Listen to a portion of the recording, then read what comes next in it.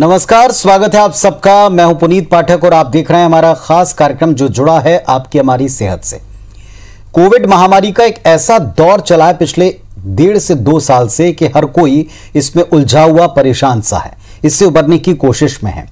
इस वक्त टीकाकरण का एक अभियान सारी दुनिया में, हमारे देश में भी चल रहा है, लेकिन इन सब के बावजूद कोरोना की 2 लहर ने जितना नुकसान किया, खासतौर पर दूसरी लहर ने, अब तीसरी लहर को लेकर एक नई चिंता लोगों के बीच में। संक्रमण की चेन को ब्रेक करना सबसे बड़ी जिम्मेदारी है सबकी, लेकिन उतनी बड़ी जिम्मेदारी है अपने आप को आगे के लिए तैयार करने के साथ साथ अपनी मेंटल हेल्थ को फोकस करते हुए इसे बैलेंस रखने की। क्योंकि तनाव, अलर्टनेस तक तो ठीक है, लेकिन अगर तनाव इतना बढ़ जाए कि आफ्टर इफेक्ट के तौर पर आप खुद हैरान, परेशान, बीमार से हो जाएं, तो जाहिर तौर पर आपकी कितनी भी तैयारी हो वो आपको डिप्रेशन से बचा ना पाएगी। कैसे हम इससे बाहर निकल सकते हैं, इस पर आज के इस खास कार्यक्रम में हम चर्चा करेंगे। शुरुआत करते हैं अपने खास कार्यक्रम की।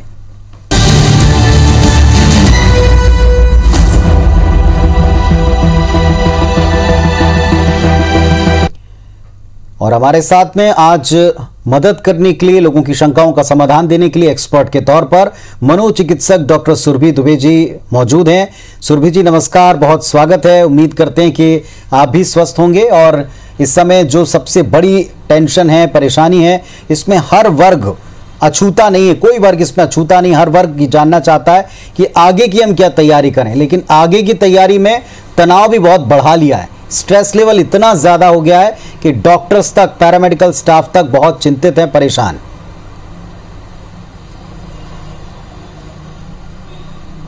नमस्कार पुनीत जी।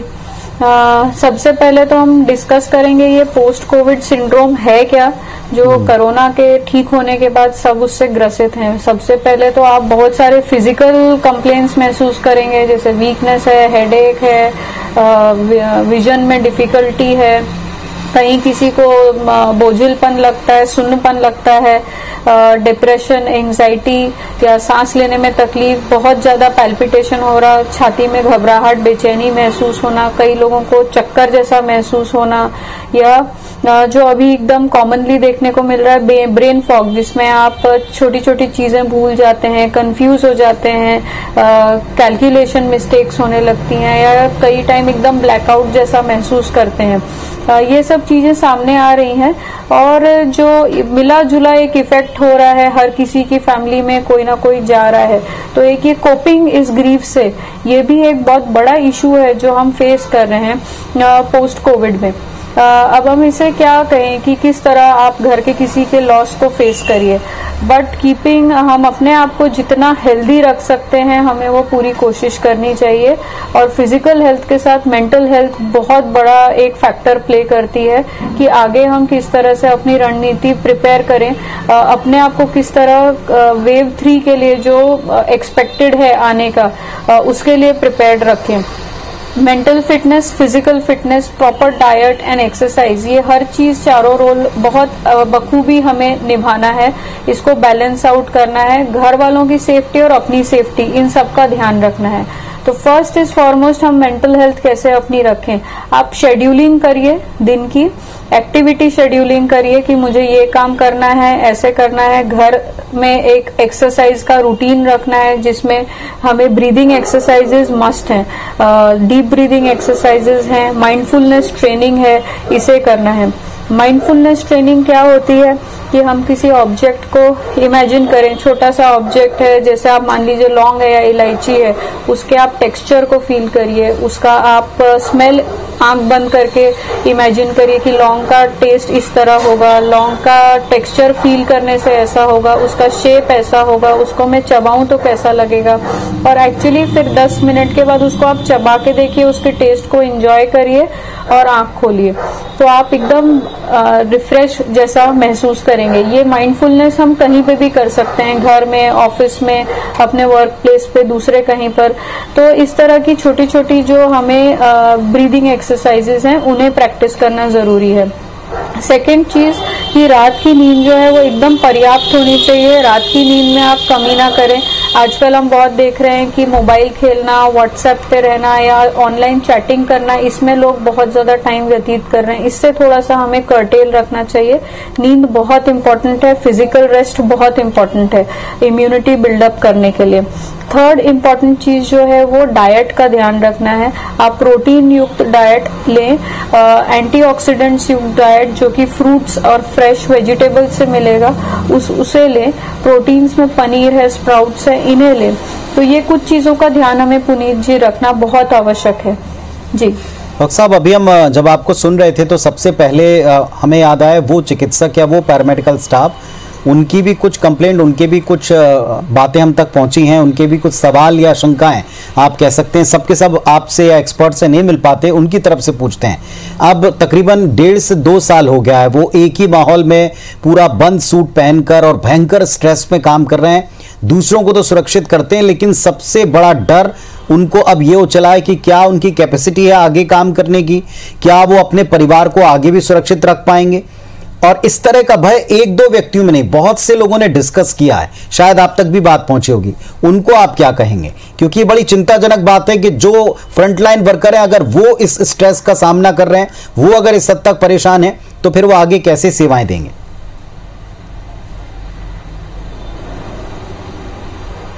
ये जो बर्नआउट सिंड्रोम डॉक्टर्स और पैरामेडिकल स्टाफ में आ रहा है पुनीत जी, जिसे हम एक्चुअली बर्नआउट बोल रहे हैं जी, ये बहुत बड़ा एक चैलेंज एज डॉक्टर्स हम लोग फेस कर रहे हैं। इसके लिए हमारी जो छत्तीसगढ़ सरकार है वो अभी बहुत अच्छा एक ऑनलाइन काउंसलिंग सर्विसेज भी स्टार्ट करने वाली है for doctors and paramedical staff. इसमें सबसे इम्पोर्टेंट यह है कि डॉक्टर्स और पैरामेडिकल स्टाफ निरंतर रूप से ड्यूटीज दिए जा रहे हैं केटरिंग टू कोविड, जो कि खाली कोविड के लिए है, पर साथ साथ में वो नॉन कोविड पेशेंट्स को भी हैंडल कर रहे हैं।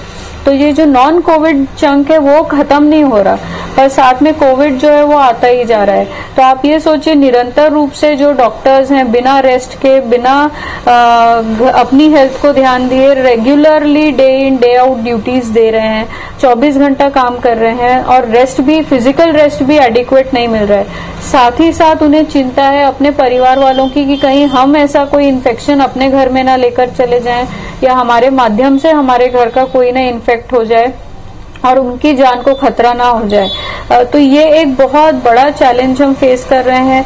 डॉक्टर्स में डिप्रेशन, एंजाइटी, थकावट, नींद की कमी आना, अचानक से इमोशनल हो जाना, चिड़चिड़ापन, ये तकलीफें बहुत बढ़ रही हैं। एक सीडीसी की रिपोर्ट में पाया गया कि ऑलमोस्ट 50 to 60% डॉक्टर्स जो हैं उनकी नींद कंप्लीट नहीं हो पा रही है, वो फिजिकली टायर्ड फील कर रहे हैं। अप टू 25% डॉक्टर्स में एंजाइटी है, और कुछ एक्सट्रीम केसेस में हमने देखा है, न्यूज में भी आपने सुना होगा कि कुछ डॉक्टर्स जो हैं उससे सुसाइड तक कमिट कर चुके हैं। तो ये हमें जो रिपोर्ट्स मिल रही हैं डॉक्टर्स और पैरामेडिकल स्टाफ की, ये काफी चिंताजनक है। इसको हम किस तरीके से फेस करें? First is communication. अगर आपको कुछ भी ऐसा लग रहा है कि भाई मेरी तबीयत ठीक नहीं है, मुझे छाती में पेन हो रहा है, धड़कन तेज हो रही है, मेरा गुस्सा चिड़चिड़ापन बढ़ता जा रहा है, घबराहट महसूस हो रही है, या फिजिकली आप उतना ठीक नहीं फील कर रहे जितना कुछ दिनों पहले तक कर रहे थे, तो आप बिल्कुल अपने फेलो डॉक्टर्स को कंसल्ट करिए, उनसे कम्युनिकेट करिए। सेकेंड मोस्ट इम्पॉर्टेंट चीज है, हेल्थ को निग्लेक्ट मत करिए। अगर आपको एक पॉइंट पे लग रहा है कि मैं काम नहीं कर सकता या नहीं कर सकती, आप वो अपने सीनियर्स को बताइए और रेस्ट करिए। Third most important thing, physical exercise, जो हमने फर्स्ट उसमें भी डिस्कस किया, इज मस्ट। फिजिकल एक्सरसाइज और ब्रीदिंग एक्सरसाइजेस करना बहुत आवश्यक है। प्रॉपर न्यूट्रिशन, और लास्टली अवॉइड जो सब्सटेंस यूज है जैसे अल्कोहल है या सिगरेट है, इसको थोड़ा सा हम अवॉइड करें।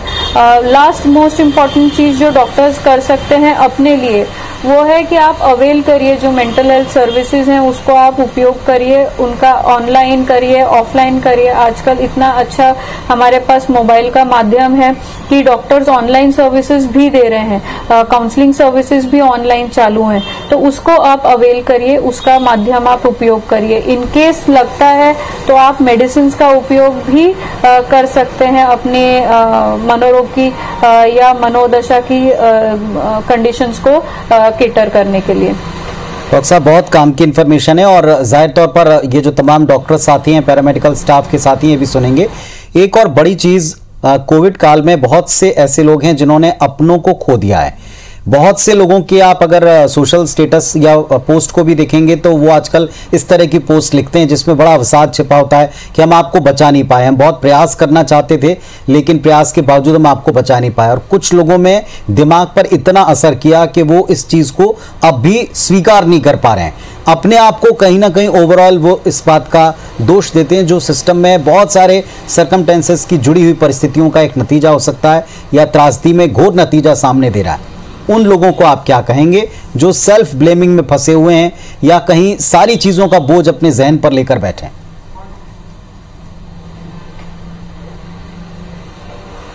पुनीत जी, हैंडलिंग ग्रीफ एक बहुत बड़ा इशू अब हम फेस कर रहे हैं एज साइकाइट्रिस्ट और हमारे जो साइकोलॉजिस्ट काउंसलर कलीग्स हैं। हर किसी ने आज अगर हम देखें तो किसी ना किसी को अपने परिवार के रूप में या मित्र के रूप में आस पड़ोस में एक ना एक कोई कोरोना की भेंट चढ़ चुका है। तो इसको हम किस तरह से हैंडल करें, इस ग्रीफ को कैसे हैंडल करें या हम क्या कर सकते हैं अपने परिवारजनों के दुख को कम करने के लिए, ये बहुत बड़ा एक क्वेश्चन रहता है कि मैं किस तरह से हेल्प करूं। जी देखिए, ये एक अचानक हुई मृत्यु है, अनएक्सपेक्टेड मृत्यु है। इसे हमें फर्स्ट ऑफ ऑल एक्सेप्ट करना है कि हाँ वो चले गए हैं जिन्हें जाना था। जो बचे हैं, हम जो बचे हैं, हमें अपना ध्यान रखना बहुत आवश्यक है, अपने परिवारजनों का ध्यान रखना बहुत आवश्यक है। तो आप जो है इसमें ये करें कि जो लव्ड वन है जो चले गए हैं उनके बिहाफ पे आप कोई अच्छा काम करें, कोई डोनेशन दें, जिस भी आपकी जो कैपेसिटी है। अगर आप कोई ऐसा नहीं है कि डोनेट ही करें, आप किसी की मदद कर दीजिए। तो जो आप करते हैं किसी और के लिए वो आपको अपने आप में खुशी महसूस होती है, किसी भी रूप में कर सकते हैं। बहुत इम्पोर्टेंट है कि आप जो है वो दूसरों की मदद करना इस उसमें आपदा में जरूरी है। फिजिकल मॉनिटरिंग जिस तरह से कर सकते हैं। दूसरा चीज जो है कि हम किस तरह से दुख को कम करें। फर्स्ट इज एक्सेप्टेंस कि चले गए, ठीक है, अब हम अपनी लाइफ कैसे आगे बढ़ाएं। अगर आप रोना चाहते हैं तो आप बिल्कुल रोइए, आप उनको अपने प्रियजनों को याद करना चाहते हैं बिल्कुल याद करिए, पर इस सब में अपने आप को हमें कहीं नहीं खोना है, अपना ध्यान बिल्कुल रखना है। बहुत पेशेंट्स आते हैं कि हमारी माताजी ने खाना पीना छोड़ दिया है, अब उनका जीने में इंटरेस्ट नहीं है। इन केसेस में हम कहते हैं कि उन्हें वो थोड़ा समय दीजिए इससे एडजस्ट करने के लिए, पर उसके बाद हमें उनको नॉर्मल रूटीन में जितना जल्दी हम ला पाए वो सबसे बेहतर रहता है कि आप उन्हें नॉर्मल उनके रूटीन वर्क में एंगेज करने लगे, एक्टिविटीज में बिजी करें। अगर किसी की मृत्यु हो गई है तो उसके बिहाफ पे आप कुछ अच्छा काम करिए। घर में अपने और दूसरों को, आसपास के लोगों को कोविड रिलेटेड जो प्रॉपर बिहेवियर है, हाथ सैनिटाइज करना, मास्क पहनना, फिजिकल डिस्टेंसिंग बना के रखना, इसका इम्पोर्टेंस समझाइए कि केसेस कम हो गए हैं पर कोरोना खत्म नहीं हुआ है। ये हमें मैसेज और पहुंचाना है कि पोस्ट कोविड कॉम्प्लिकेशंस हम कम कर सकते हैं अगर हम खुद ध्यान रखें कि अगर भीड़ भाड़ का इलाका है हम वहां ना जाएं, थोड़ा रुक जाएं, मास्क पहन के रखें, आपसी लोगों को प्रेरित करें कि आप भी मास्क पहनिए। और इस तरह से हम आपस में मिलकर दुख कम कर सकते हैं। आप फेस टाइम करिए, आजकल ऑनलाइन हम चैटिंग कर सकते हैं, एक दूसरे का चेहरा देखकर चैटिंग कर सकते हैं। अगर हम फिजिकल डिस्टेंसिंग है, कहीं माता पिता अलग रहते हैं, बच्चे दूर रहते हैं, तो आप फोन के माध्यम से एक दूसरे को देखकर बात करिए। आप कुछ एक्टिविटीज कर सकते हैं कि आजकल ऑनलाइन किटी पार्टीज भी चालू हैं, वो आप कर सकते हैं। तो ऐसे हम अपने आप से कनेक्टेड भी रह सकते हैं टेक्नोलॉजी के माध्यम से। और ये जो दुख है वो आपस में बांटिए, क्या चीज आप मिस करते हैं उनकी, क्या अच्छी चीजें हैं, क्या बुरी चीजें हैं जिन्हें आप याद करते हैं, ये आप शेयर करिए, इससे आपको बहुत राहत मिलेगी। चलिए डॉक्टर साहब हमारे साथ में बने रहेंगे और ऐसे बहुत से मित्र जो ये पूछा करते हैं या बहुत सारे ऐसे लोग जो ये कहते हैं कि इस समय बहुत मजबूत रहना है और मजबूत रहने के लिए हमें अपनों के आगे किसी के भी सामने अपने आंसू नहीं दिखाने। तो ये भी एक बात है कि अगर आपका मन इससे हल्का होता है, अगर किसी से बात कह के रोकर अगर आपका मन हल्का होता है तो ये भी शायद किन्हीं हालात में ठीक होता है। ज़रूरत होती है कि आप अपनी जो भी बातें कह दें, निकाल दें। तो हमारे साथ में आज एक्सपर्ट के तौर पर मनोचिकित्सक डॉक्टर सुरभि दुबे जी हैं और पोस्ट कोविड सिंड्रोम से लेकर के आने वाले वक्त की तैयारी हम कैसे करें इस पर हम बात करें।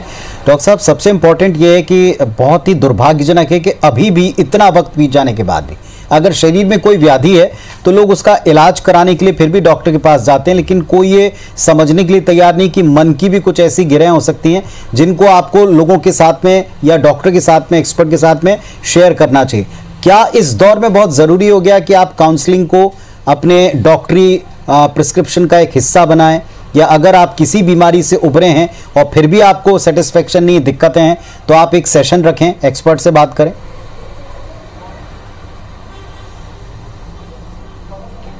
पुनीत जी, एक हेल्दी बॉडी में हेल्दी माइंड होना बहुत जरूरी है। अगर आप सही डायरेक्शन में सोच नहीं रहे हैं तो आप कोई भी चीज को फुलफिल नहीं कर पाएंगे, है ना। तो हमें सबसे ज्यादा जो पावरफुल ऑर्गन है हमारे बॉडी का, जो हमारा दिमाग है, उसका ध्यान रखना बहुत आवश्यक है।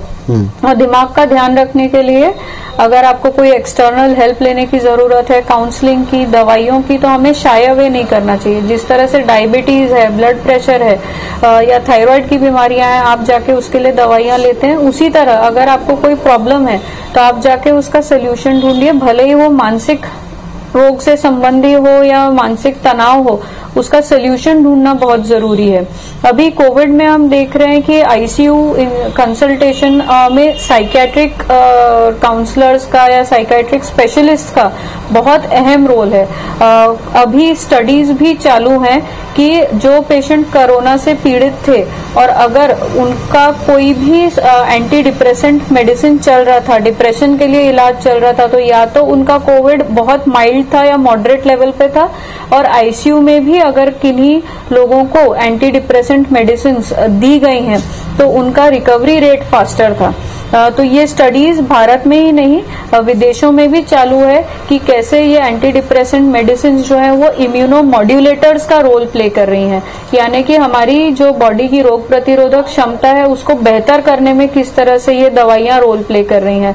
तो हमारे सामने बहुत बढ़िया एक रिसर्च सामने आ रही है जिसमें अगर आपका मस्तिष्क और दिमाग हेल्दी है तो किस तरह हम एक इलनेस का बहुत इफेक्टिवली सामना कर सकते हैं।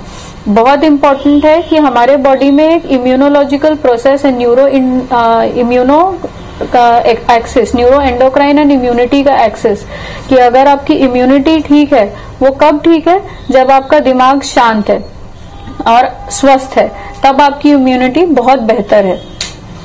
डॉक्टर साहब, एक मोस्ट इम्पॉर्टेंट चीज आज के दौर में ये हम पता कैसे लगाएं, परिवार में बहुत से सदस्यों के बीच और अपने बहुत से दायित्वों के बीच में क्या कोई ऐसे इंडिकेटर्स हैं कि जब हमको पकड़ लेना चाहिए, हमको समझ लेना चाहिए कि हाँ, इस व्यक्ति को, इस परिवार के सदस्य को थोड़ा कंसल्टेशन की आवश्यकता है, चाहे वो हम खुद से उनके साथ में वार्तालाप करें या उन्हें एक्सपर्ट के पास कब ले जाना, क्या इसका कोई अलार्म है? एब्सोल्युटली पुनीत जी, देखिए, अगर आपकी नींद में लंबे समय से गड़बड़ी चल रही है, 2-2.5 हफ्ते के ऊपर होके, और आप पहले जैसा एक्टिव फील नहीं कर रहे हैं, या आपके व्यवहार में बदलाव आ रहा है, 2-2.5 हफ्ता हो गया है और आप चिड़चिड़ा महसूस कर रहे हैं, शारीरिक रूप से शिथिल महसूस कर रहे हैं, मन में आपके खुशी नहीं है, पहले जिस काम को आप बहुत कॉन्फिडेंटली कर रहे थे और अब उस काम को नहीं कर पा रहे हैं, या आपके कानों में ऐसी आवाजें सुनाई दे रही हैं जो पहले आपको नहीं सुनाई देती थी, या आसपास में कोई नहीं भी है तो भी आपको कुछ आवाजें सुनाई दे रही हैं, तो आपको अपने डॉक्टर से कंसल्ट करना है। कई आपको ऐसे बॉडी में सेंसेशंस आ रहे हैं जो बाकी लोगों को नॉर्मल लग रहे हैं पर आप वो उसको एबनॉर्मल परसीव कर रहे हैं, तब आप अपने डॉक्टर से संपर्क करिए। अगर आपको ऐसा लगता है कि पहले आप किसी मादक पदार्थ का सेवन नहीं करते थे और अब आप करने लगे हैं, अचानक से उस मादक पदार्थ का सेवन जो है वो ज्यादा हो गया है, तो हमें कंसल्टेशन बहुत आवश्यक है। घर वाले अगर देख रहे हैं कि व्यक्ति बहुत ज्यादा कॉन्फिडेंस लेवल हो गया है, या रैश ड्राइविंग करने लगे हैं, पैसे खर्च करने में ज्यादा हो गए हैं, गुस्सा चिड़चिड़ापन अधिक हो गया है, या चीजें भूलने लगे हैं, मिसप्लेस ज्यादा करने लगे हैं, चीजें रख देना भूल जाना, या किसी रिलेटिव का कोई और नाम ले देना, तो आपको अपने डॉक्टर से संपर्क करना अति आवश्यक है, और एक साइकियाट्रिक कंसल्ट लेना तो बहुत ही जरूरी है। अपने आप को खुश रखने का, हालांकि सबका अपना अपना तरीका होता है। सबसे इम्पोर्टेंट है कि अगर आपके जी कहें अपनी बात पूरी कर लें। अगर आपका कोई रिलेटिव बार बार, हाँ जी, अगर कोई रिलेटिव बार बार व्यक्त कर रहा है कि वो ये दुनिया छोड़ना चाहता है या अलग होना चाहता है, या जिसे हम बोले सुसाइडल आइडियाज एक्सप्रेस करें, तो बिल्कुल ये अर्जेंट नीड रहता है एक साइकियाट्रिक कंसल्टेशन का। जी, मेरा एक बहुत ही अति संक्षेप में एक छोटा सा जानकारी में चाहता था कि बहुत सारे लोग ये पूछते हैं कि इतने कठिन दौर में हम खुश कैसे रहें। जी। ये तो आप ऐसी बात कहते हैं कि जिस चीज से तकलीफ है आप इसके बावजूद उससे खुश रह के दिखाएं।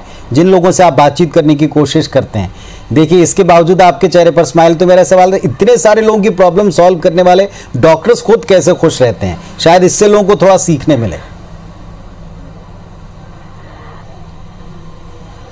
हाँ, देखिए जो सिंपल चीजें वर्क करती हैं, आप दूसरों की हेल्प करिए और वो अपने आप आपको खुशी देने लगेगी। दूसरे की स्माइल आपके चेहरे पे स्माइल ले आएगी, है ना। तो ये एक छोटी सी ट्रिक है, आप हेल्प करके देखिए, आप अपने आप खुश होने लगेंगे। परिवारजनों के साथ क्वालिटी टाइम स्पेंड करिए। इजीएस्ट रहता है पूरी फैमिली सुबह साथ में कोई मंत्र जाप कर ले लाउडली या पूजा कर ले, तो एकदम पूरा दिन आपका बहुत अच्छा चला जाएगा। या बच्चों के साथ आप थोड़ा सा गेम्स खेल लें, आप हैप्पी फील करने लगेंगे। तो अपना तरीका ढूंढिए अनवाइंड करने का, अपने आप को अपने वर्क से दूर करने का और थोड़ा सा अपने लिए समय निकालने का, वो बहुत आवश्यक है। चाहे वो बुक पढ़ना हो, चाहे डांसिंग हो, चाहे पेड़ पौधा बागवानी करना हो, पर अपने लिए समय निकालना और क्वालिटी टाइम निकालना वो बहुत आवश्यक है।